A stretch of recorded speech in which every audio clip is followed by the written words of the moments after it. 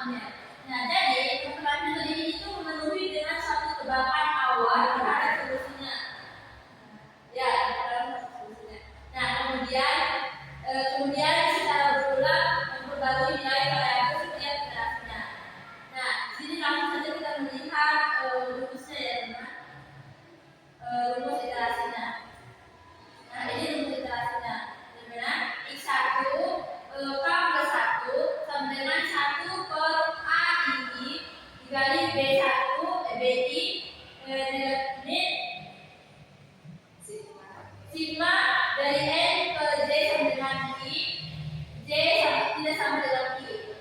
A I J X J K.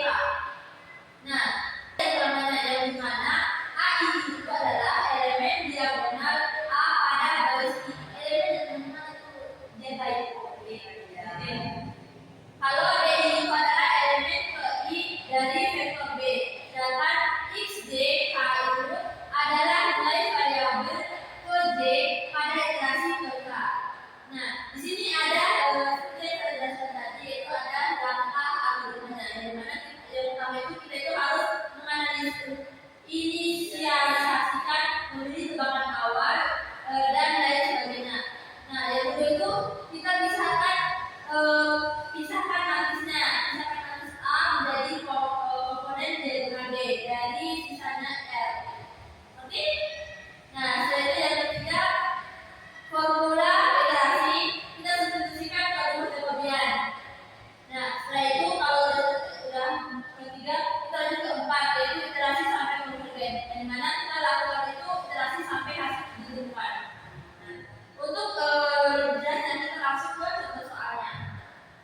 Nah, di sini ada contoh soalnya. Itu bunyi soalnya yaitu selesaikan sistem persamaan berikut dengan metode Jacobian hingga iterasi ketiga.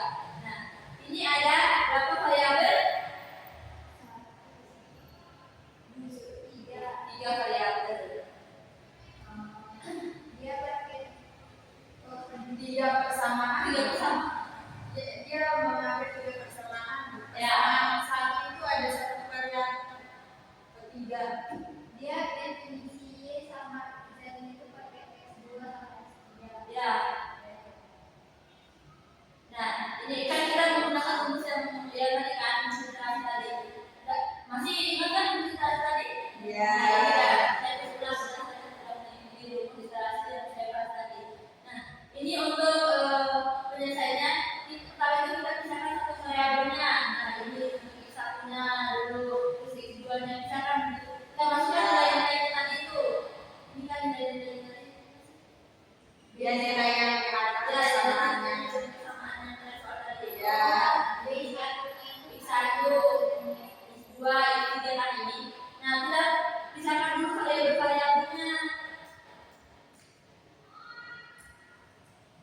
Nah, ini untuk X1-nya kita 1 K plus 1 sama dengan 1 per 10.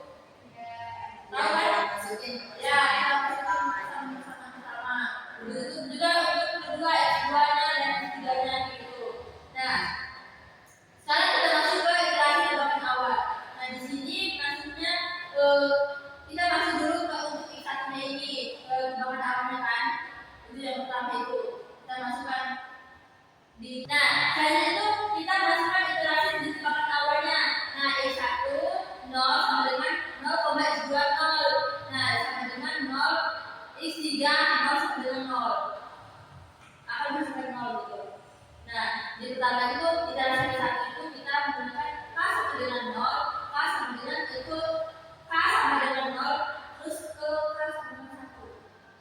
K sama dengan 0. Ya, ke sama dengan 1. Oh, makanya dia pangkat 0. Ya, tebakan awalnya itu X1 pangkat 0. K-nya itu sama dengan 0. Ya. Oh, dia X1K dia itu sebenarnya dia tahu.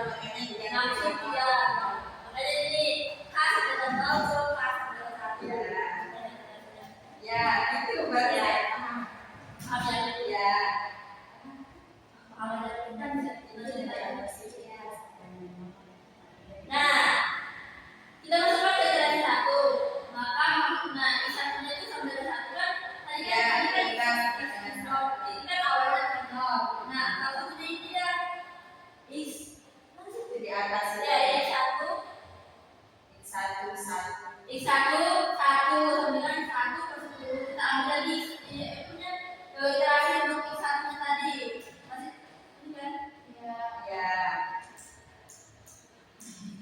yang ini 1 per 10 nah kan ya setelah itu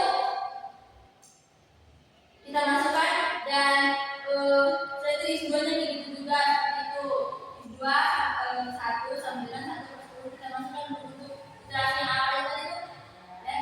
Nah begitu pun juga X3 nya setelah itu kita masuk ke iterasi 2 begitu juga 1 kedua tadi kan 0 ke 1 nah sekarang 1 kedua maksudnya dari iterasi awal ke iterasi 1 tadi sekarang dari iterasi 1 ke iterasi 2 makanya kita masukkan X1 itu 2 kemudian kita masukkan lagi ini dikali dengan ini kan dari 0 kita masukkan X1 2 sama dengan 1 per 10 9 plus 2 dikali dengan 7 negatif 1 per 2 akan menghasilkan 0,92 setelah itu X2 nya gitu kita masukkan di sini nanti ya selanjutnya kita ke X3 nya tadi kan dari iterasi tebakan awalnya kan 0 terus K tebakan awalnya itu kan K ke 0 terus K ke 0 terus ke 1 itu iterasi awalnya iterasi 1 0 ke 1 terus itu 1 ke 2 sekarang 2 ke 3 gitu ya terus itu nah sama seperti itu juga kayak iterasi 1 ke 2 tadi 1 ke 2 2 ke 1 tadi nah sekarang 2 ke 3 sama terus X1 nya 3 sama dengan 1 per 10 9 plus 2 kan tadi kan ini dari 0 1 ke 2 gitu nanti nah X2 dan X3 itu begitu juga cara menyelesaikannya jadi maka ditemukanlah persamaan iterasi 3 ini menjadi X1 kurang lebih 0,982 X2 nya kurang lebih 1,82 sedangkan dan X3 nya kurang lebih 1,168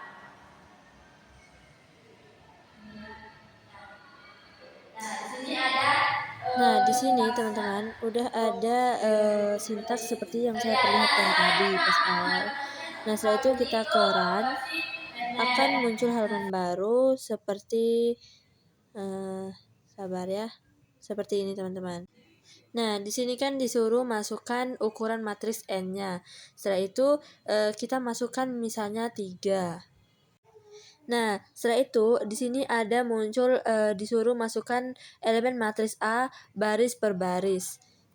Nah, teman-teman di sini saya udah masukkan elemen matriks A-nya itu baris per baris yang dimana baris A-nya itu baris satunya itu yaitu 4 negatif 1 dan 0. Sedangkan baris 2-nya itu negatif 1 4 negatif 1.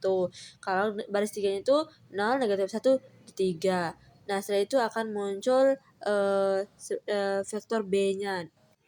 Nah, tadi setelah disuruh masukkan elemen matriks A baris per baris, nah di sini disuruh masukkan elemen vektor B-nya.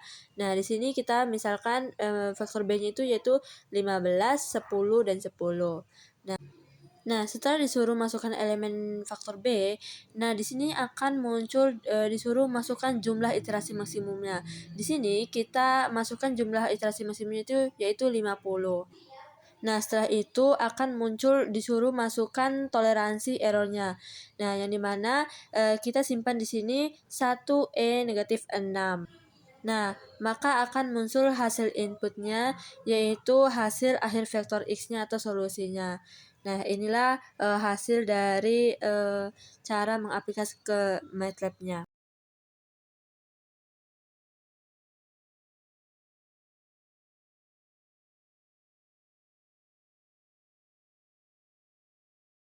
Nah, sama kan di sini juga kalau setelah kita mengaplikasikan ke MATLAB akan menghasilkan seperti ini juga teman-teman. Ya.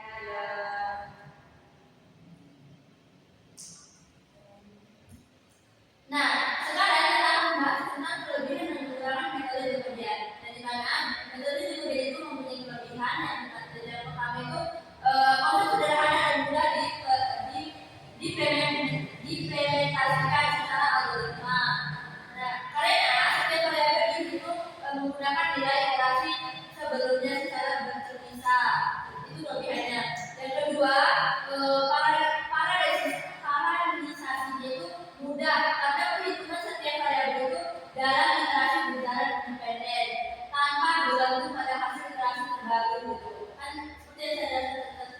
satu kedua, ya.